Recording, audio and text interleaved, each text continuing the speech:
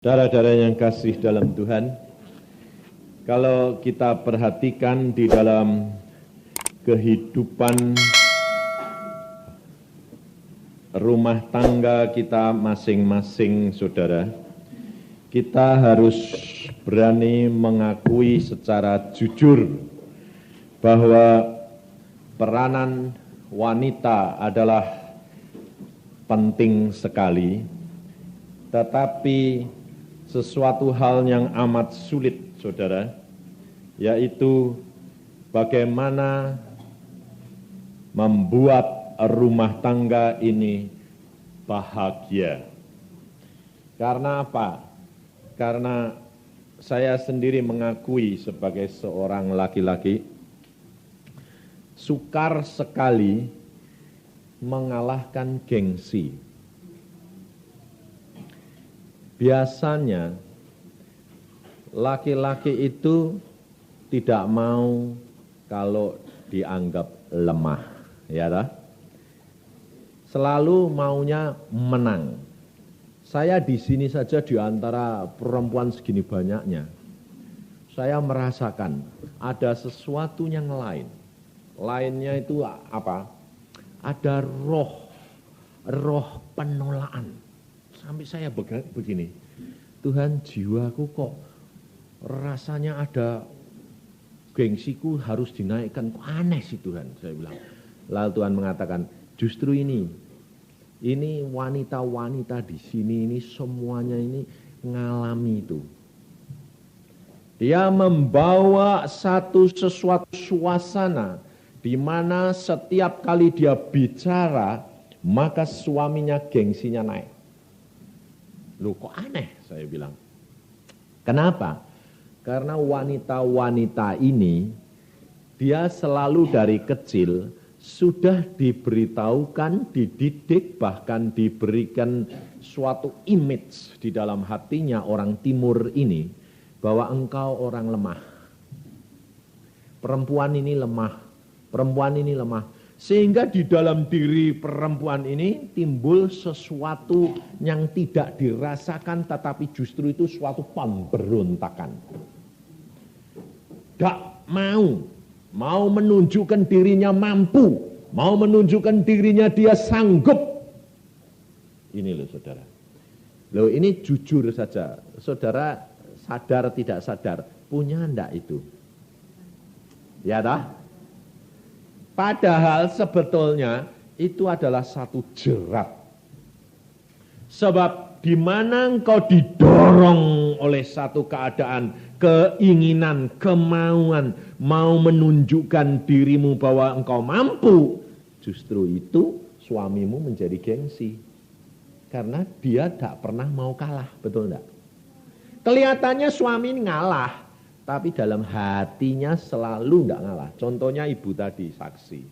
Tidak pernah ribut, suaminya kelihatan baik, belum tentu.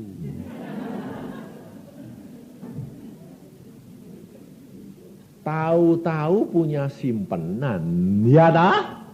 Lah, apakah orang begitu itu baik? Loh jujur, siapa yang ibu yang setuju baik? Tidak ada toh? Di sini suatu kenyataan, saudara. Kerap kali itu saudara itu harus sadar. Kalau suamimu itu kelihatannya nurut, ngalah sama kamu, waspada.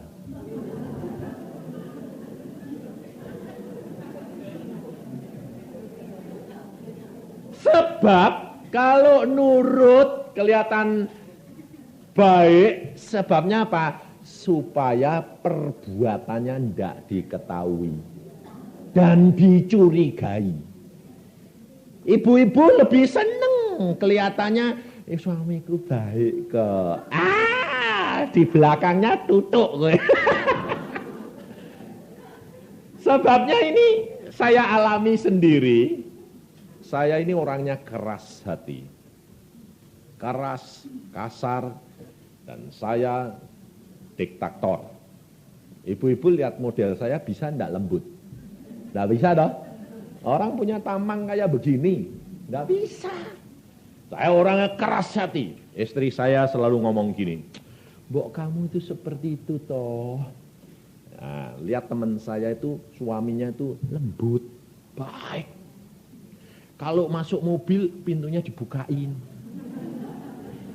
Pas saya sama istri saya bilang saya masuk dulu, saya bukain dia dari dalam jebret. Saya bilang, "Kowe itu kok aku mesti kok jalan mbok tinggal terus." Tapi saya tinggi dia pendek. Jalan langkah saya sekali, dia 2 kali, ya ketinggalan terus kalau jalan.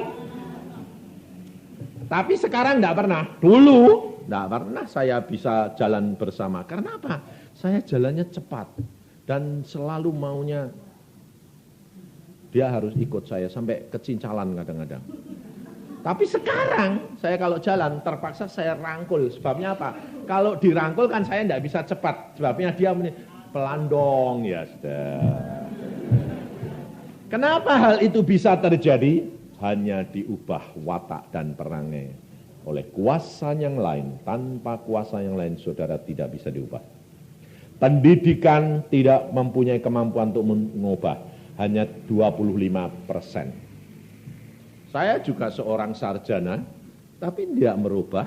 Malah kadang-kadang sarjana ini membuat malah gengsi. Saudara tahu, ibu-ibu yang kerja setengah mati karena suaminya dulunya tidak bisa sekolah, lalu mengatakan, "Sekolah Pak, sampai jadi sarjana." Setelah jadi sarjana, ibu-ibu yang nyekolahin dia bilang, "Sekarang jadi babu." Ya toh? Karena apa? Karena tidak dapat diubahkan. Lalu istri saya berkata, "Dulu suami dulu baik, istrinya selalu di sebelahnya. Kalau mau masuk mobil, pintunya dibuka dulu kayak sopir. Masuk, istrinya wah bangganya, peletak. Baru dia masuk, saya bilang, "Kamu kepengen saya gitu?" Bilang, "Kepengennya itu lembutnya itu loh, ya. Hati-hati kalau suamimu berubah jadi lembut. Sebab pasti ada sesuatu yang disembunyikan." Masuk? Iya. Kalau tidak percaya itu perhatiin. Teman kita itu perhatiin. Kamu tahu berapa tahun dia hidup? 20 tahun, ya. Kamu tidak tahu? Lalu satu saat dia lihat sama saya ketemu gandeng orang lain. Saya bilang, "Mau kue? Aku gandeng orang lain tapi pura-pura baik." "Jangan ah." Nah, ini loh saudara. Ada teman saya, si istrinya itu tidak tahu, orang Kristen yang baik, nurut saudara, nurutnya luar biasa. Tidak pernah cekcok sama istri. Selalu ya aman. Sampai istrinya tua dan istri yang meninggal tidak tahu kalau dia punya simpanan dan anak umur 20 tahun. Paman saya ini insinyur, dia bilang demikian mamahnya meninggal geledek, seminggu kemudian papahnya dadak. Dia bilang, "Lu papa kemana ya?" Balik-balik bawa istri mudanya dan anaknya umur 20 tahun. "Papa, itu siapa?" "Itu istriku, ini saudaramu." Setengah pingsan anaknya. "Papa nyimpen ini 20 tahun. Untung ya Pak, Mama enggak tahu. Sampai Mama meninggal penuh dengan bahagia. Kalau Mama tahu bagaimana rasanya hancurnya hati Mama. Yang memuji Papa di mana-mana, suamiku baik, suami teladan, sampai tempat tidurnya dipakai. Untung saya tidak turut tidur." Lah kan kalau nurun kan repot, betul tidak? Tidak tahu. Manusia di dalam dunia tidak ada yang baik. Tidak tahu. Istri-istri pun tidak baik.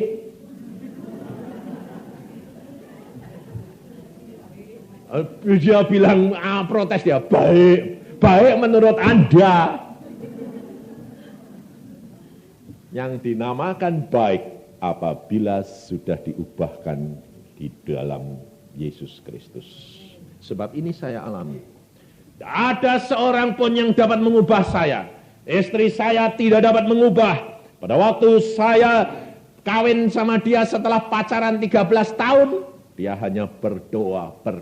Sampai orang tuanya berkata, engkau mampu kawin sama dia diktator kayak gitu.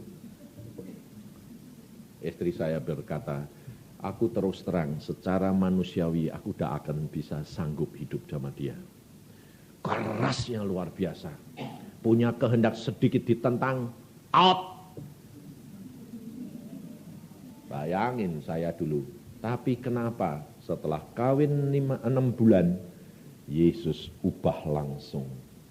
Dia berbicara langsung seperti air terjun yang gede. Pada waktu habis makan jalan-jalan dia berkata, hari ini engkau menjadi orang Kristen yang baik. Baru benar-benar engkau Kristen. Saya berkata, apa buktinya? Lihat semuanya indah di hadapan. Engkau mengenal kasih yang sesungguhnya.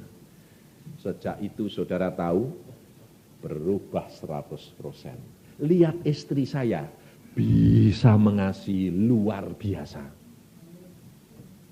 Tidak kelihatan jeleknya, kelihatannya indah semuanya. Sampai bingung saya. Saya bilang, loh Tuhan kok jadi baik semua? Ya, Yesus sanggup mengubah segala perkara. Sehingga kehidupan kami tambah lama, tambah manis, tambah manis, tambah manis. Sekarang saya sudah umur 52, istri saya 51. Tetapi kayak kita kayak pacaran terus. Luar biasa. Sampai anak saya itu bilang gini, Papa ini tambah tua kok tambah mesra. Ya. Ini hidup yang luar biasa. Saya sendiri tidak mengimpikan. Kalau sebetulnya hidup kekristenan ini seperti ini, saya belum pernah ngimpi, saya bilang. Tetapi ternyata Yesus ubahkan luar biasa. Apakah di dalam masa saya menikah sampai sekarang tidak ada gangguan? Banyak. Apakah tidak pernah saya ketarik perempuan lain? Pernah. Jangan dikira kalau saya sudah manis sama istri saya itu saya ketarik orang lain. Bisa. Jadi jangan kira tertarik bisa, hambatan bisa, tapi tidak menjadi masalah. Kenapa? Sejiwa sehati sudah terjadi. Kenapa? Karena kalau saya ketarik orang tak kasih tahu istri saya, aneh enggak? Kalau orang lain ketarik orang dikasih tahu enggak? Enggak. Kalau sudah berbuah dikasih tahu karena terpaksa harus tanggung jawab kawin. Tapi saya sebelumnya Papa, aneh saya bilang, loh aku kok aneh sekarang? Saya bilang sama istri saya, kok aku bisa kepengen pacaran? Lalu istri saya bilang, pacaran sama aku? Enggak, kepengen sama orang lain. Lalu istri saya bilang, masa? Iya, ini aneh ini. Saya bilang. Lalu apakah istri saya marah? Tidak, saudara tahu. Kalau marah, itu tandanya engkau belum sejiwa dan sehati. Karena engkau belum tahu perasaan suamimu. Tapi istri saya bilang apa? Kok aneh ya? Aku kok gak pernah ngerasain gitu. Gak tahu, ini pulang laki ini kok aneh saya bilang. Itu umur 40 lebih sedikit. Terus saya bilang, ya sekarang bagaimana caranya ya? Lalu istri saya bilang, saya berdoa, saya mengasihi kamu, kamu berdoa, kalau kamu kepengen ya deketin saja. Lucu enggak? Kira-kira ada enggak istri yang bilang gitu di sini? Enggak ada. Tapi istri saya sudah sejiwa sehati, dia berkata, pokoknya saya tahu engkau di dalam pimpinan Tuhan enggak bakal bisa terhilang. Karena Yesus dia sanggup melakukan segala perkara. Dan akhirnya saya dekat sama wanita itu. Ya. Saya deketin, saya kepingin, saya tidak mau, tapi kok rasanya kok kepingin menggok lagi. Saya sampai aneh, Tuhan ini kok aneh. Saya berdoa. Saya sudah janji sama Tuhan, Tuhan aku tidak akan ketemu lagi. Pulang kantor, mampir. Kalau sudah di tempat perempuan itu sampai bilang, kok bisa gini nih piye sih? Di sana itu jadi hatinya malah tidak tenang, tambah perperangan antara hati sama pikiran. Mau tidak mau berbuat baik, tetapi justru yang tidak baik yang dilakukan. Sampai saya berkata, kok aneh sih Tuhan? Tuhan mengatakan, alami sebab engkau akan menjadi hambaku. Kalau engkau tidak ngalami, tidak bisa memberi nasihat orang lain. Saya belum jadi hamba Tuhan, masih jadi dokter. Kalau jadi dokter, laris. Loh, betul enggak? Kalau jadi hamba Tuhan, belum tentu laris. Karena apa? Hamba Tuhan itu selalu disorot. Kalau dokter kan enggak disorot. Duitnya yang disorot. Iya toh? Mau, perempuan yang muda-muda mau. Tapi kalau sama hamba Tuhan, pikir-pikir dulu, wong disorot. Tapi saya katakan sama istri saya, dan kalau pulang dari tempat itu, apa istri saya pulang telat marah? Tidak. Dia tanya, kamu mampir ya? Bayangin enggak? Malah tanyaannya aneh, kamu mampir ya? Iya. Dan saya katakan, tapi kamu di sana bagaimana? Tidak tenang. Iya, soalnya Pak, saya merasa saya berdoa dan Roh Kudus akan memproses engkau. Saudara tahu? Sampai satu saat lalu Tuhan sendiri memberitahu istri saya dalam mimpi. Apa yang saya lakukan, apa yang pertentangan semua diberitahu, saudara tahu. Bangun tidur dia bilang, aku tahu kemarin kamu ngapain semua. Masa saya bilang, kamu di sana gini. Lah, kebuka semua. Lalu istri saya bilang, tapi aku enggak marah kok, aku malah kasihan kamu. Bayangin saudara. Dan justru di situ Tuhan memberikan kemampuan dan kekuatan untuk lepas. Karena setiap kali saya mau pergi ke sana, saya ingat istri saya mesti dikasih tahu Tuhan. Wah, dilihatin mata dua ini dia. Dia bilang. Sekarang saya tanya, kalau sesuatu orang mau berbuat dosa tapi ada yang ngintip, kira-kira bisa enggak? Hah? Enggak bisa, saudara tahu. Allah punya cara sendiri untuk membela anak-anaknya, saudara tahu? Engkau enggak perlu cerewet. Tapi saudara yang gunakan apa? Ngomel, ngaki, suaminya enggak tanggung jawab, enggak ngerasain dulu sengsara sama saya, sekarang sudah kaya sama orang lain. Ngomel terus. Lah gengsinya tambah naik. Saudara malah ditinggal sebab saudara tidak malah tua. Saudara tidak tambah muda. Yang datang tak muda apa tua? Saudara itu sadar enggak kalau Anda ini tambah lama tambah tua? Loh, sadar enggak? Sadar toh? Nah, kalau sadar ya jangan mengharapkan pada diri, tapi mengharapkan kepada Allah yang Maha Kuasa, sanggup melakukan segala perkara. Ini loh saudara. Maka kita belajar firman Tuhan hari ini supaya saudara tahu bagaimana rahasianya ini keberhasilan rumah tangga dan rumah tanggamu menjadi damai sejahtera. Hidupmu akan menjadi berkat luar biasa. Ini pengalaman kami. Maka dari itu saudara kita belajar. Sungguh luar biasa. Hidup kekristenan itu adalah hidup yang penuh dengan sukacita. Karena ini pengalaman saya rindu untuk memberikan kepada saudara.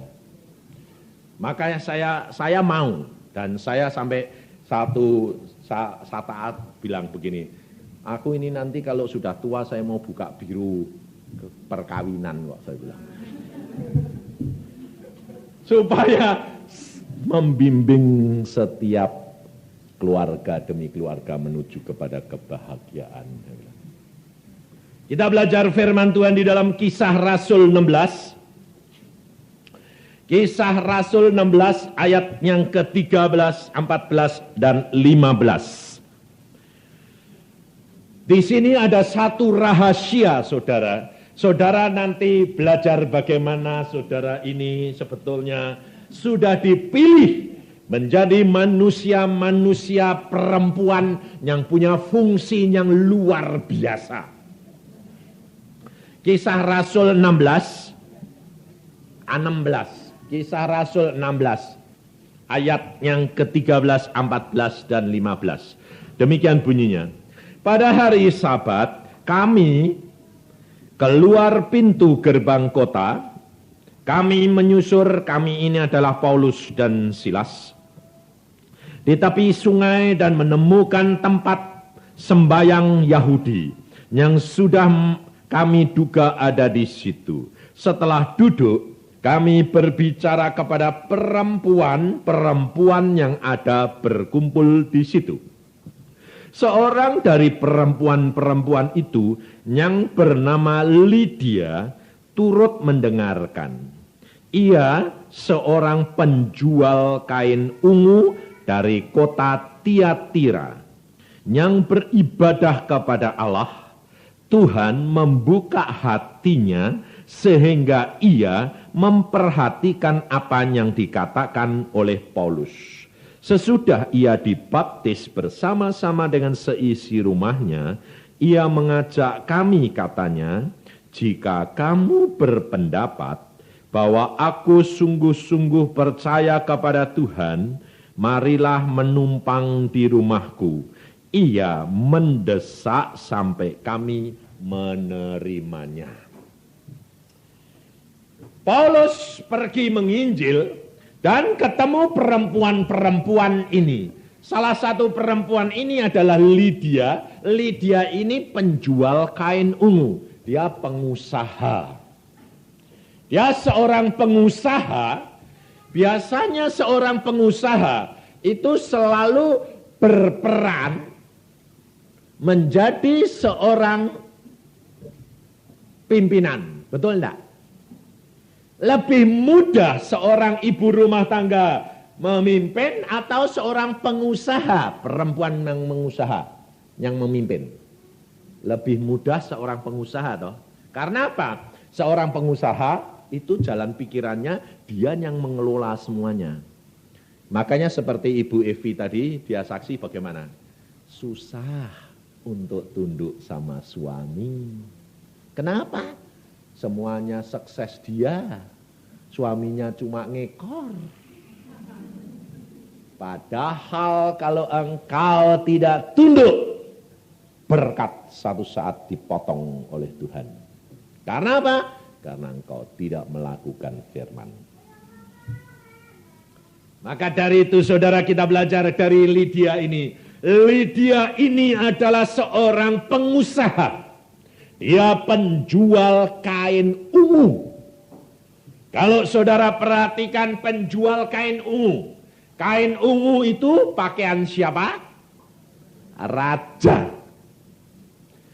Seorang perempuan ini sebetulnya adalah seorang yang sudah disiapkan oleh Allah untuk menjadi penjual kain ungu. Artinya dia berjualan, dia menyediakan, dia mendalami perkara-perkara, menyiapkan yang akan datang. Dan Lydia ini menyiapkan khusus kain ungu. Kain yang selalu dipakai oleh raja-raja dan pangeran-pangeran dan putri-putri raja.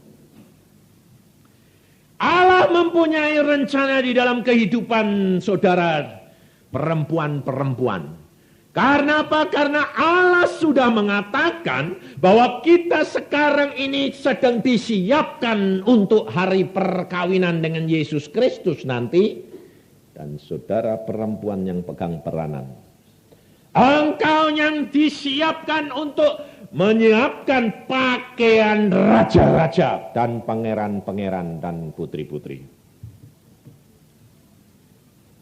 Apa artinya seorang pengusaha ini yang berjualan kain ungu, dia pasti dapat mendalami perkara segala macam kain.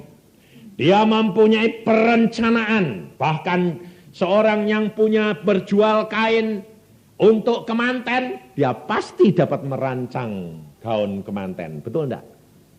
Dia dapat menyewakan, dia dapat menjual, maupun dia dapat memberikan. 3 fungsi ini kerap kali wanita tidak menyadari bahwa engkau ini adalah sudah dipilih oleh Allah menjadi orang-orang yang sedang menyediakan pakaian-pakaian raja. Fungsinya di tempat Anda. Jikalau seorang raja itu kawin dengan pakaiannya yang tidak karu-karuan, malu enggak? Yang malu itu rajanya, pengantennya, semua keluarganya dipermalukan. Gara-gara siapa? Perancangnya, betul lah? Keluargamu akan menjadi terhormat, dihargai, kebahagiaanmu terletak di dalam keadaan saudara, ibu-ibu. Saudara tahu. Tapi kita harus menyadari bahwa di dalam diri kita jangan ada rasa engkau adalah manusia lemah. Ini harus dicabut.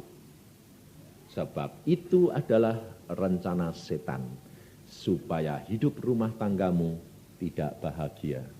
Sebab demikian kau mempunyai perasaan rendah diri, aku orang lemah, pasti timbul pemberontakan yang mau menyatakan bahwa engkau orang kuat, engkau mampu berdiri sendiri. Dan hal itu tidak akan membawa kebahagiaan rumah tanggamu. Karena suami merasa tidak ada harganya.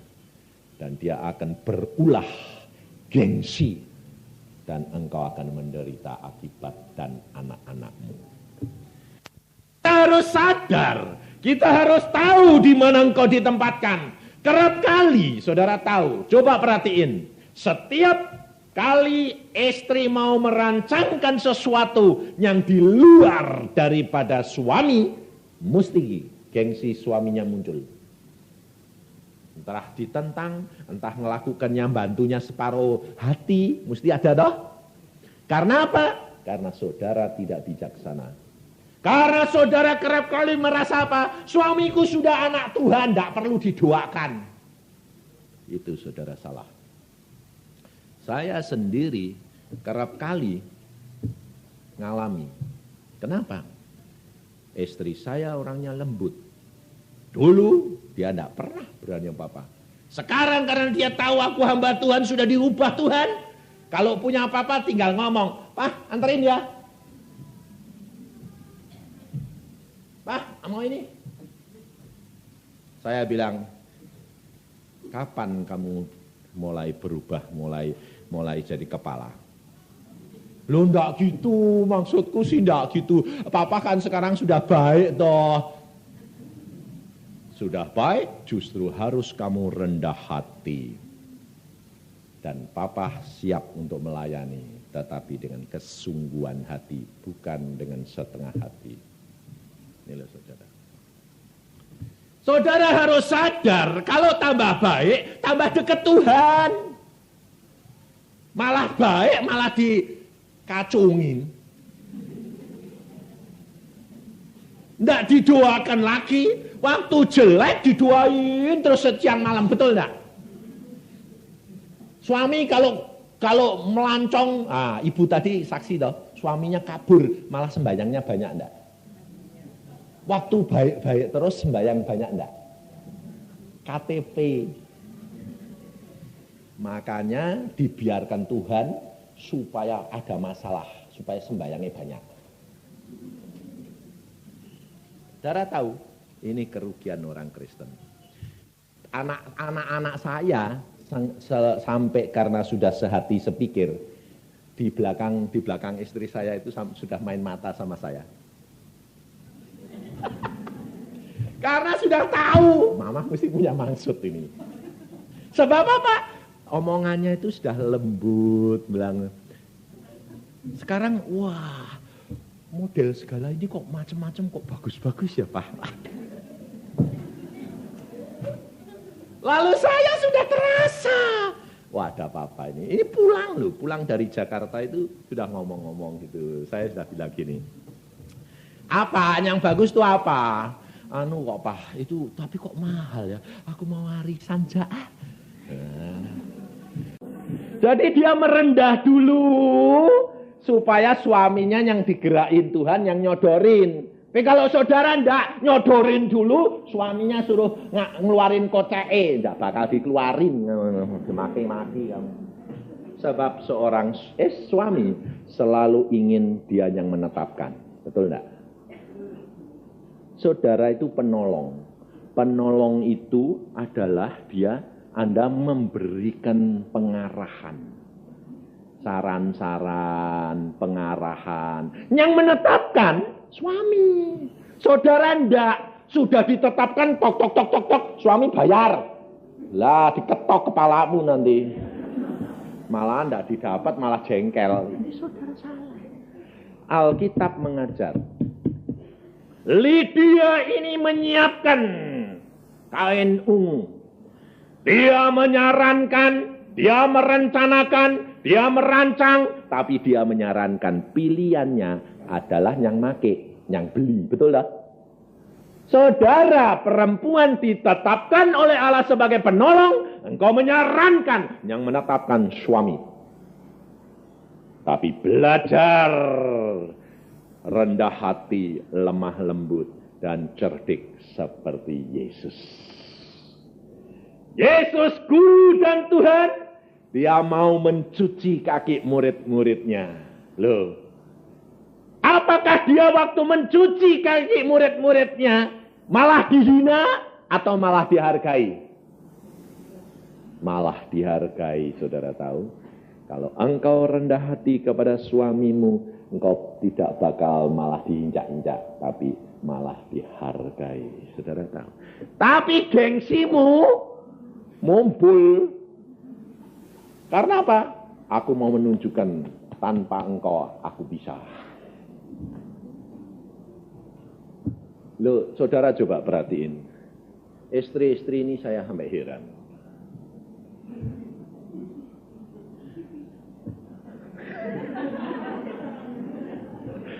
Herannya kenapa? Gengsi. Suaminya model seperti saya dulu, orang yang keras hati. Saya tidak pernah namanya gandeng suami, istri pernah, tidak pernah dulu. Lalu kalau tidak pernah digandeng, si istri-istri merasa dia gandeng aku tidak mau, aku suruh gandeng dia, gengsi dong. Digandeng orang lain. Betul tidak? Karena apa? Karena setiap orang itu punya kelemahan, saudara tahu.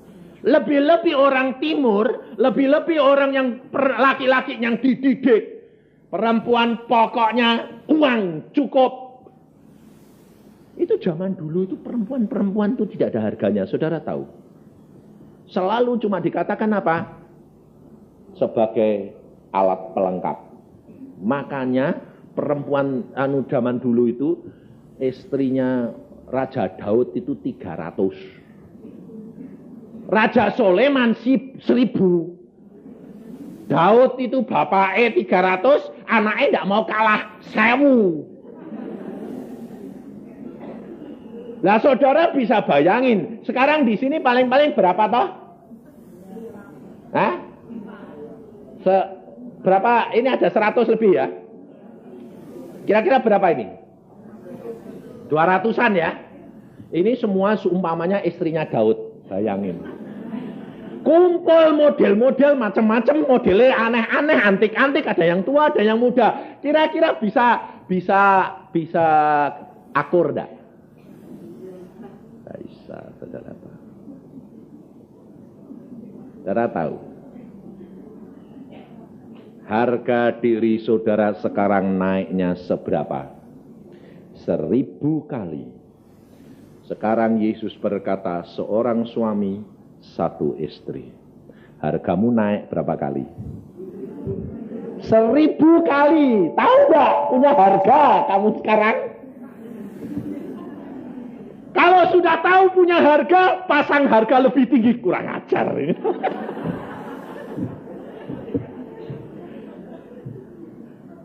Sudah naik 1000 kali, saudara tahu. Inflasinya tidak tanggung-tanggung, 1000 rupiah. Dan saudara naik 1000 kali, saudara tahu. Tetapi tahu fungsimu sebagai penentu kebahagiaan rumah tangga dan negara dan dunia. Lydia dia berdagang. Setelah dia kenal Paulus, dia menjadi pelayan. Dia berkata kepada Paulus, kalau engkau mengira bahwa aku orang yang percaya, mari engkau mampir tidur di rumahku, menjadi melayani, tidak menjual terus. Orang yang berjual beli, pikirannya apa? Untung.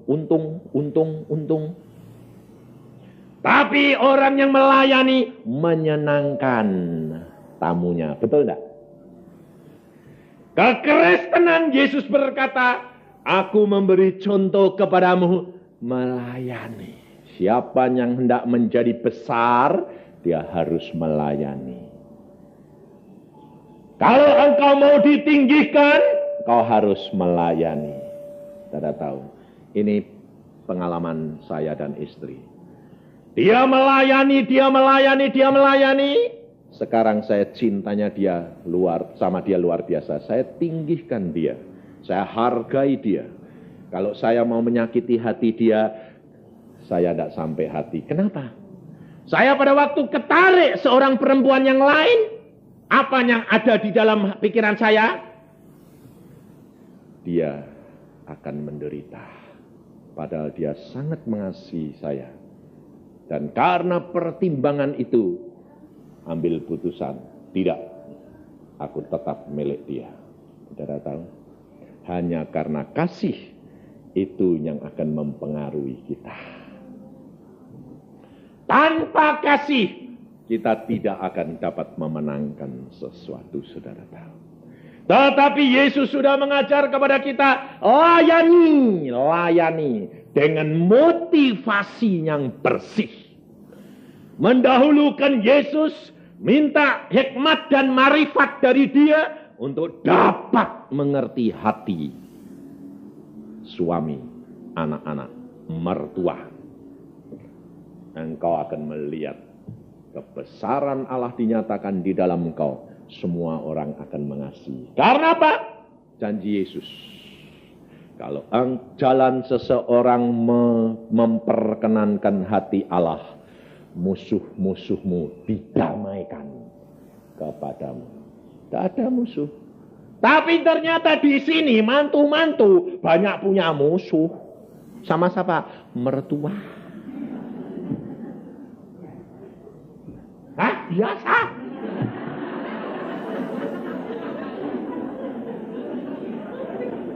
Payah biasa. Itu belum berubah. Yang belum berubah mantunya atau mertuanya? Mertua. Padahal yang belum berubah itu yang kenal Yesus.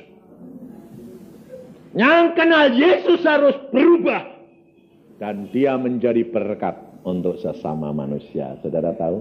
Jadi kalau mertuanya yang sudah kenal Yesus, mertuanya yang harus berubah. Mantunya dibaiki. Tapi kalau mantunya yang kenal, ya mantunya yang harus berubah. Baiki. Saudara tahu, sifat perangai itu menular. Betul tak? Seorang anak kecil yang diasuh oleh susternya terus, sifat susternya yang masuk ke anak itu atau ibunya? Sifat susternya masuk. Karena apa? Karena diasuh dengan kasih. Kalau mertuamu kamu asuh dengan kasih, cerewete kayak apa, bakal ketularan kasih. Tapi karena gengsi ndak ngakui. Ya toh? Tapi sekali waktu dia dijamah Tuhan, pasti ngakui. Mantuku itu loh baik loh. Ya toh? Ini loh. Hidup kekristenan harus berubah. Tetapi banyak orang Kristen ndak jual jadi pelayan. Setelah jadi pelayan Tuhan, lalu menjual kain ungu. Kebalikan. Orang Kristen kalau bilang melayani, motifnya cari duit. Apa ndak jual itu? Lydia berjual kain ungu, kemudian berubah menjadi melayani. Saudara harus belajar. Kalau engkau sudah mengenal pelayanan, tingkatkan pelayanan menjadi pelayanan yang sempurna. Tidak bermotifkan kepentingan diri sendiri seperti seorang penjual. Tuhan akan mencukupi engkau. Tidak usah khawatir.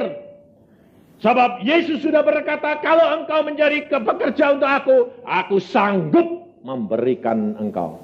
Pada waktu bangsa Israel keluar dari tanah Mesir, Allah berkata, aku akan menggerakkan hatinya orang Mesir untuk rela hati memberikan kepadamu apa saja yang kamu perlukan. Saudara tahu? Kalau tidak begitu, pengalaman pribadi saya dengan Allah, saya tidak bisa menjadi seorang hamba Tuhan. Lebih enak jadi dokter. Sebab di dalam masyarakat saya dihargai. Tapi saya tinggalkan semuanya karena saya kenal Yesus. Dan saya tidak kalah dengan dokter yang lain. Karena apa? Yesusku membuktikan firman-Nya ya dan amin. Maka dari itu saudara, kehidupan dimulai harus dari diri sendiri, kemudian keluarga. Setelah keluarga, baru keluar menjadi saksi. Jangan keluar dulu sebelum keluargamu beres. Sebab kalau kamu keluar kelihatannya baik, masuk rumah tanggamu, mana suamimu kabur sama orang. Loh kok kamu melayani orang lain? Iya, justru pengalaman ini saya mau melayani orang lain. Saya bilang, itu baik. Tapi belum menjadi suatu kesaksian final. Kita harus benar-benar membuktikan bahwa kita adalah anak-anak Allah yang punya kuasa. Tidak usah takut, firman-Nya semua ya dan amin. Kalau engkau sedang ditinggalkan, ucapkan syukur. Kamu tinggal berdoa, kamu cinta sama Yesus, luar biasa. Suamimu tidak bisa apa-apa. Ini pengalaman saya, tidak bisa apa-apa. Sebab apa? Istri saya berdoa, hidup dalam kesucian, kekudusan. Dia sembahyang.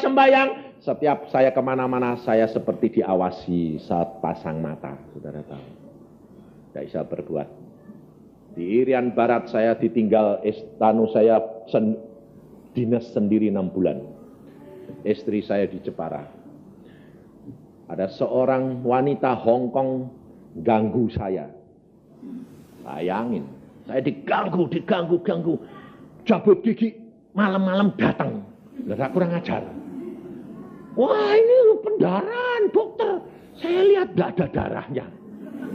Habis itu masuk kamar saya. Dokter sendirian ya. Tidak kesepian, tidak kedinginan. Enggak, saya bilang.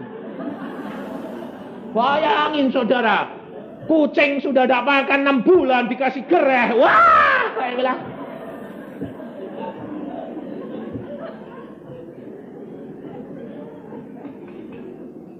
Tapi nyatanya tidak bisa. Kenapa? Ada sepasang mata yang selalu mengawasi. Tidak bisa. Tidak bisa, saudara tahu. Ini saudara. Maka dari itu kalau engkau itu melekat sama Yesus, firman-Nya selalu menguasai engkau, kau punya kuasa yang lain yang mengerjakan engkau, yang mengerjakan suamimu. Tetapi kerap kali ini pikiranmu tidak berani menyerahkan, tidak rela. Tidak rela melayani. Kira-kira kalau seorang pelayan, kalau kerjaannya tambah sedikit, tambah senang atau tambah banyak? Hah? Tambah senang dah? Loh, seorang pelayan restoran itu kalau pekerjaannya tambah sedikit, tapi gajinya gede, tambah senang atau tambah? Senang dah? Lah ya. Lah saudara ini pelayan apa enggak? Enggak. Kalau suaminya enggak pulang pusing. Lah kalau suaminya enggak pulang kan malah enggak ngelayani toh. Lah kok pusing? Lah kalau suamimu pulang malah kamu siap terus mintanya apa, butuh apa. Bentar lagi, ayo datang. Nah, kalau enggak ada kan malah kamu santai toh. Santai-santai kayak ratu toh. Wah. Enggak melayani, puji Tuhan. Loh ya toh? Loh, itu kalau pelayan, betul enggak? Nyatanya saudara ini enggak pelayan, no? Apa? Ratu. Mintanya diperhatiin, baca Alkitab. Ratu Nebukadnezar, Ahasveros, Ratu Wasti, pada waktu dia, Raja Ahasveros mengadakan pesta yang luar biasa, ratunya dipanggil, pakai pakaian kebesaran. Aku mau tunjukkan kecantikanmu, kehebatanmu kepada rakyatku. Ratunya bilang apa? Katakan kepada raja, aku tidak mau datang. Karena aku sedang pesta sendiri. Langsung rajanya bilang apa? Copot keratuannya itu. Asingkan dia. Dan diganti dengan Esther. Saudara tahu? Kalau engkau tidak menjadi seorang pelayan yang baik, kalau dicopot kapok, nanti.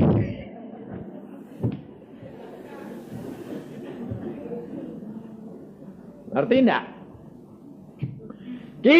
Yesus sudah berkata kalau engkau melayani, engkau mau jadi besar, engkau harus menjadi seorang pelayan. Yesus sudah memberikan contoh, dia membasuh kaki muridnya. Dia membasuh, dia melayani, dia mengeringkan, dan dia berkata, aku Tuhan dan Guru.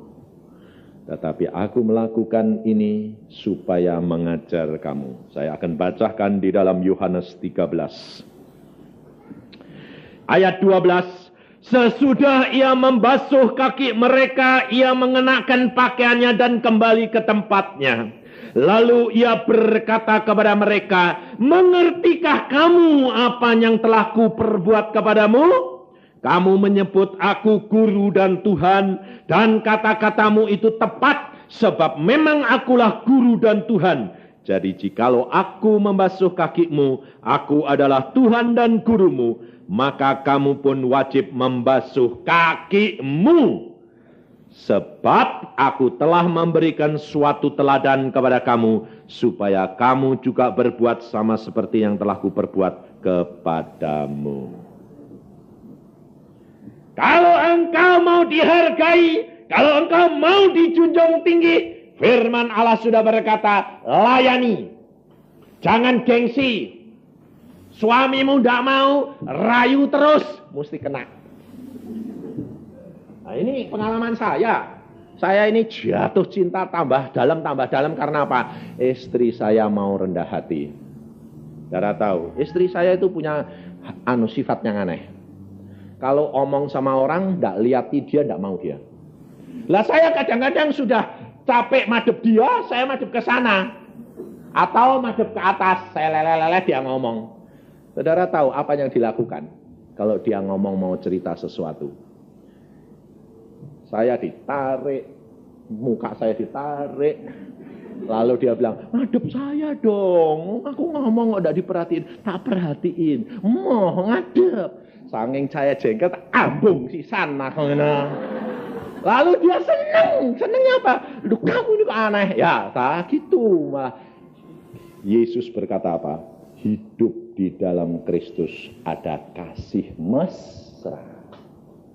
Di dalam Filipi pasal 2 ayat pertama. Di dalam Kristus. Dalam Filipi saya bacakan. Di dalam Filipi pasal 2 ayat pertama, jadi karena dalam Kristus ada nasihat, ada penghiburan kasih, ada persekutuan roh, ada kasih mesra dan belas kasihan. Karena itu sempurnakanlah sukacitaku dengan ini. Saudara tahu, ada kasih mesra. Tapi ibu-ibu bilang selalu gini, dulu waktu pacaran aja mesra, ngerayu. Sekarang kalau sudah jadi istrinya, tidak pernah dirayu lagi. Betul tidak? Betul tidak? Kenapa Anda tidak pernah dirayu? Bosan? Payah, kalau sudah bosan payah. Sebab orang bosen itu payah. Sebetulnya tidak bosen suami-suami itu. Saya ngalami sendiri, tidak bosen. Karena apa? Karena pada waktu pacaran yang dilihat itu sudah mulus semuanya. Ayo, kalau mau pacaran itu madep di depan kaca berapa jam? Ditempel-tempel, diselep-selep, di sini-sini, di sini-sini, di ini menceng sedikit, dilap-lap.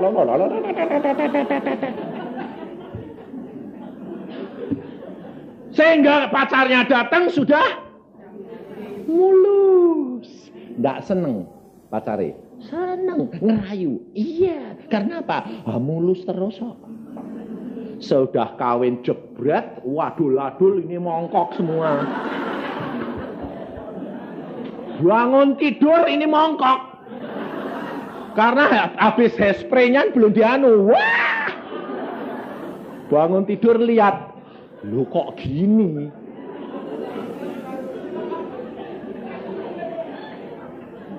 Pakaiannya gedondoran semua. Wah.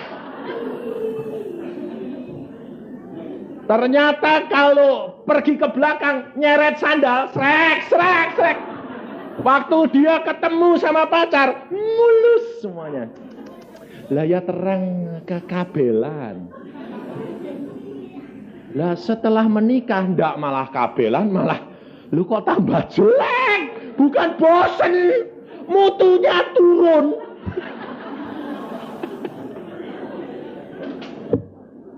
Mutunya ini merosot.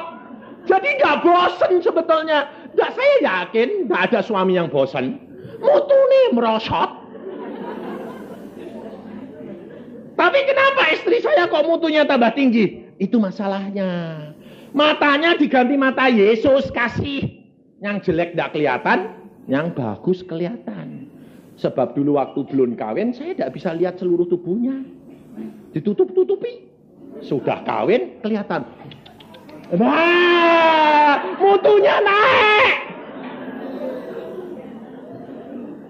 Tapi saudara mutunya turun. Lah ya suaminya tidak bosan. Enggak. Bingung, mutunya kok turun. Ini loh saudara, tahu enggak? Dan saudara dapat meninggikan mutu apabila engkau hidup di dalam kesucian dan kekudusan. Sebab di dalam Yesus sudah berkata, segala sesuatu dapat diubahkan. Kutuk pun menjadi berkat.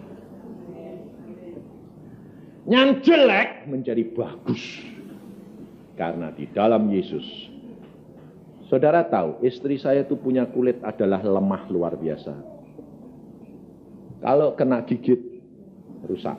Kena gigit nyamuk, rusak. Plek. Tapi saya bisa tidak merasa dia tambah jelek, tambah baik, aneh. Kenapa? Sebab timbul kasih ini loh. Mau mengasihi. Kasih melihat yang baik. Karena apa? Kasih menutupi dosa yang banyak. Kekurangan-kekuranganmu akan ditutupi oleh kasih daripada Yesus. dan engkau akan mengenal cintanya dia lebih dari segala-galanya. Hidup kekristenan adalah hidup yang penuh dengan kebahagiaan. Rumah tanggamu akan disempurnakan, anak-anakmu akan menjadi contoh. Karena apa? Karena firman Tuhan ya dan amin. Mari kita berdoa.